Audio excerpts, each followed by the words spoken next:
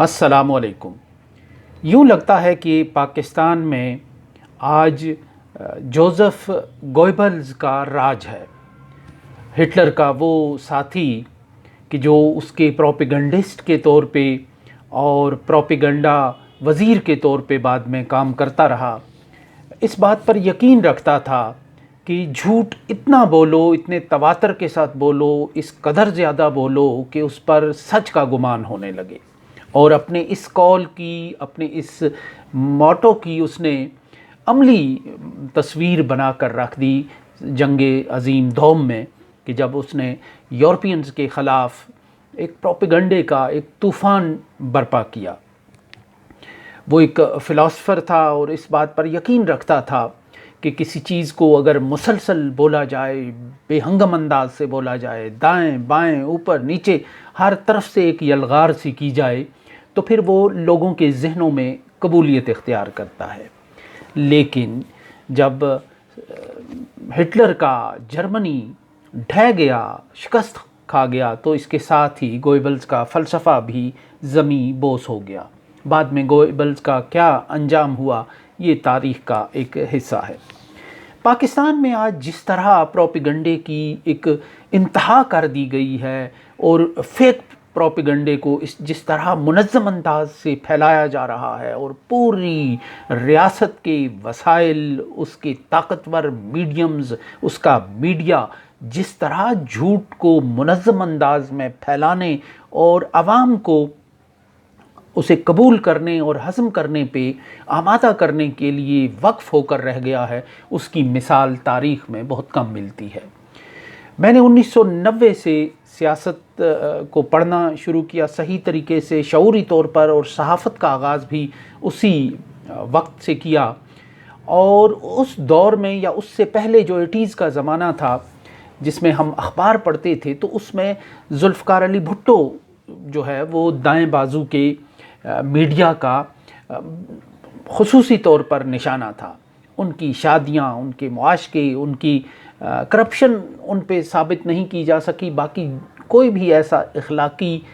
جو الزام ہے غیر اخلاقی، وہ ان پر عائد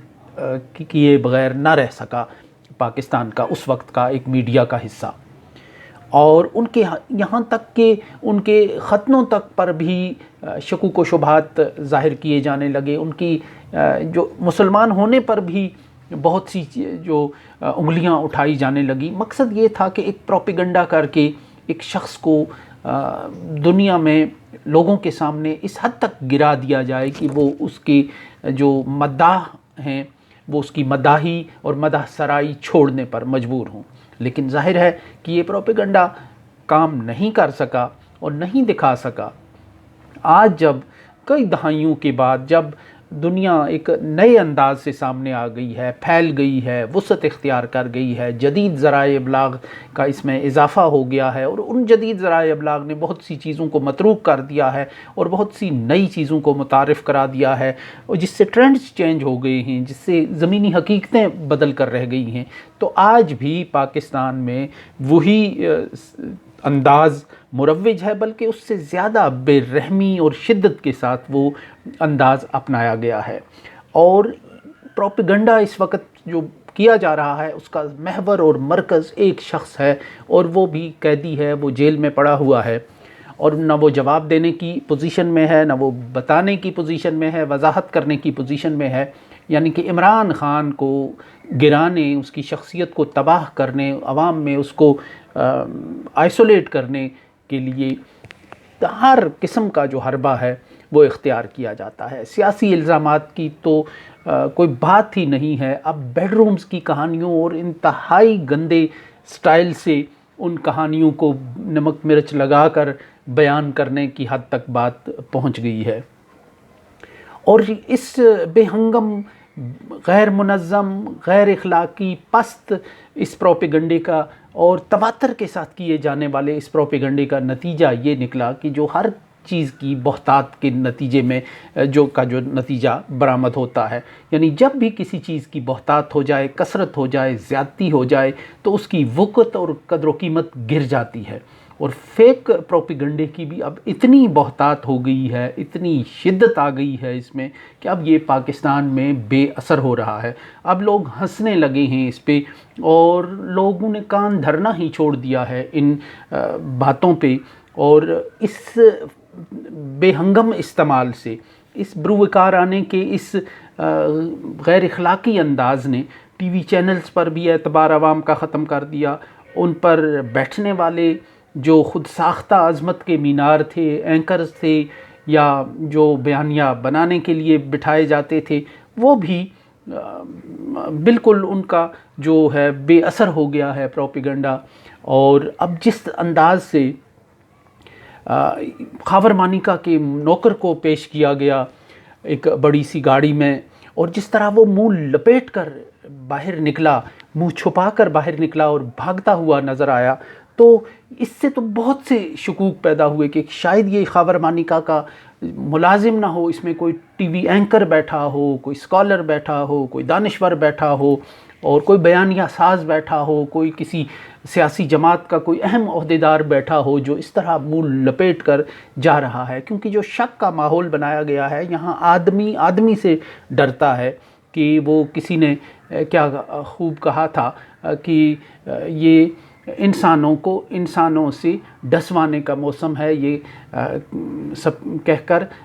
سپیروں نے بند کر دیا سانپوں کو کہ یہ انسانوں سے انسانوں کو ڈسوانے کا موسم ہے، کچھ اس طرح یہ شعر تھا۔ تو آج ہر انسان دوسرے سے ڈرتا ہے کہ اس کی ویڈیو نہ بن جائے، اس کی آڈیو نہ بن جائے۔ ہوٹلوں میں ٹھہرتے ہوئے، گیسٹ ہاؤسز میں ٹھہرتے ہوئے اس پر خوف طاری ہوتا ہے، اور یوں لگ رہا ہے کہ بالکل ایک ملک کو ایک نئے انداز سے چلانے کی کوشش کی جاتی ہے۔ یہ ملک پہلے ہی معاشی بحران کا شکار تھا، اس کے بعد سیاسی بحران نے اس کو آن لیا، اور اب جو تیسرا بڑا بحران پیدا کیا جا رہا ہے وہ اس فیک پروپیگنڈے کے ذریعے، جس کا ہم کہانیوں میں سنتے تھے، خبروں میں سنتے تھے کہ ڈس انفو لیب بھارت نے قائم کی ہے پاکستان کو بدنام کرنے کے لیے، جس میں پہلے ایک چھوٹی سی خبر ریلیز کی جاتی ہے، وہ اخبار میں چھپتی ہے، پھر اس پر پروگرام کیے جاتے ہیں، ٹی وی پہ پروگرام کیے جاتے ہیں، یوٹیوب پہ کیے جاتے ہیں، پھر اس پر اداریے لکھے جاتے ہیں، اس کو پھیلایا جاتا ہے، پھر جب وہ مواد جمع ہوتا ہے تو اسے عالمی اداروں کو بھیجا جاتا ہے، ہیومن رائٹس کے اداروں کو بھیجا جاتا ہے، فیصلہ ساز اداروں کو بھیجا جاتا ہے، UN میں بھیجا جاتا ہے۔ تو ایک پورے ایک جو چین بنی ہوئی تھی وہ فیک پروپیگنڈے کی، جو پچھلے عرصے 2-3 برس پہلے یورپی یونین نے اور یورپین اداروں نے جسے پھر پکڑا تھا اور جس پر پھر پابندی لگی تھی۔ تو آج لگتا ہے کہ پاکستان میں جو پہلے ہی معاشی اور سیاسی بحران تو ہیں، لیکن پروپیگنڈے کی گوئبل سٹائل سے جس طرح انتہا کی جا رہی ہے، اس سے لگ رہا ہے کہ پاکستان کو ایک ایسے اخلاقی بحران میں بھی مبتلا کیا جاتا ہے کہ یہاں نہ کوئی فیملی کا سسٹم رہے، نہ فیملی کی کچھ اقدار رہیں یہاں، اور نہ خاندانوں کے آپس کے کوئی معاملات ٹھیک رہیں، کہ جس انداز سے یہ پروپیگنڈا کیا جا رہا ہے تاکہ کوئی کسی پر جو اعتبار نہ کرے، اور لوگ اس صورتحال کا نتیجہ یہ ہے کہ لوگ پھر ریاست پر بھی اعتبار نہیں کریں گے۔ جب ہوٹلوں میں جاتے ہیں تو وہ سمجھتے ہیں کہ ریاست ان کی ویڈیو بنا رہی ہوگی، ان کی آڈیوز لیک کی جا رہی ہوں گی، یا بنائی جا رہی ہوں گی، یا ٹیپ کی جا رہی ہوں گی۔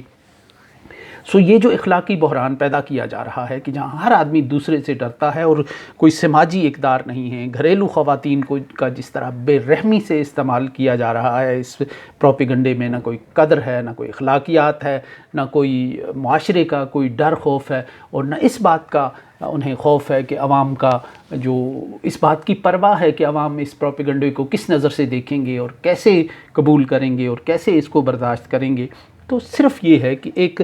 طوفان بدتمیزی برپا کرنا ہے کہ جس سے پاکستان جو ہے، ایک تو اس اسٹیٹ مزید اس سے کمزور ہو رہی ہے، اس کا نقصان کسی فرد کو نہیں ہو رہا، جو فرد اس طوفان کی زد میں ہے اس کو پرکاہ برابر بھی اس کا فرق نظر ہوتا نہیں آ رہا۔ ایک آزاد تجزیہ نگار کے طور پر میں یہ بات کہتا ہوں، اور